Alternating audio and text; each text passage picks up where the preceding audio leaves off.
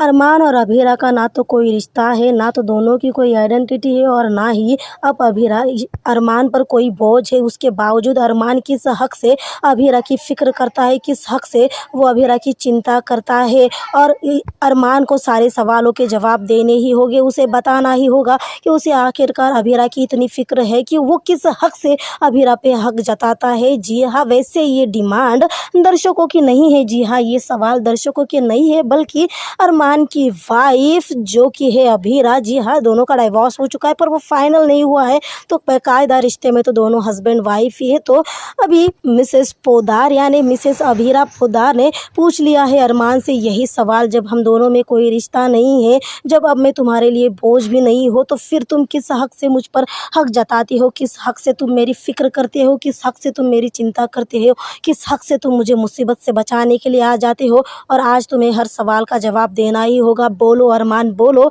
तुम्हें सच बोलना ही होगा। आखिरकार तुम इतना सब कुछ क्यों करते हो मेरे लिए। वैसे कहानी अगर देखी जाए तो एक ट्रैक था जिसमें सुनसान सड़क पर रात के वक्त अभीरा नंगे पैर, जी हाँ, बिना चप्पल के चले जा रही थी अपने टूटे हुए दिल का गम लेकर, पर वो अनजान थी कि सामने सड़क पर कांच बिखरे पड़े हैं। अगर एक पैर भी उसका उस पर पड़ जाता तो शायद उसका पैर लहूलुहान हो जाता, पर वो उस कांच को टच करे इससे पहले अरमान उसे उठा लेता है। जी हाँ, अरमान अभीरा को अपनी गोद में उठा लेता और ये कहता है कि तुम अपना ध्यान बिल्कुल भी नहीं रखती हो, तुम देखकर कहाँ चल रही हो, तुमने देखा भी नीचे कांच है, फिर क्या था। अभीरा फट से उतर जाती है अरमान की गोद से और कहने लगती है कि तुम्हें क्या फ़र्क पड़ रहा है, मैं चलूँ नहीं चलूँ, बिना चप्पल के चलूँ, रात के वक्त चलूँ, अपने आप में चलूँ, तुम्हें उससे क्या।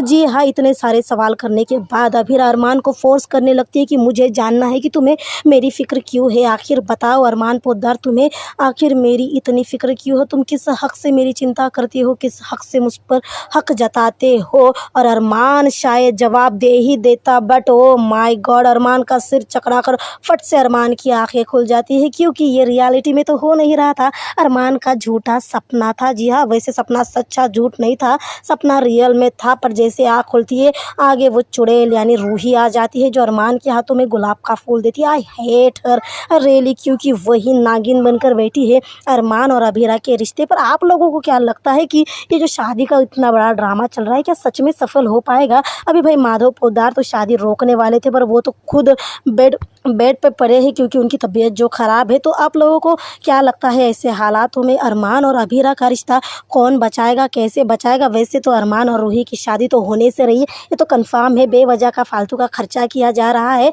क्या आप लोगों को भी ऐसा ही लगता है तो ज़रूर कमेंट में लिखिएगा और तब तक ज़रूर देखिएगा ये रिश्ता क्या कहलाता है कि अपकमिंग एपिसोड, क्योंकि शादी होने वाली है रूही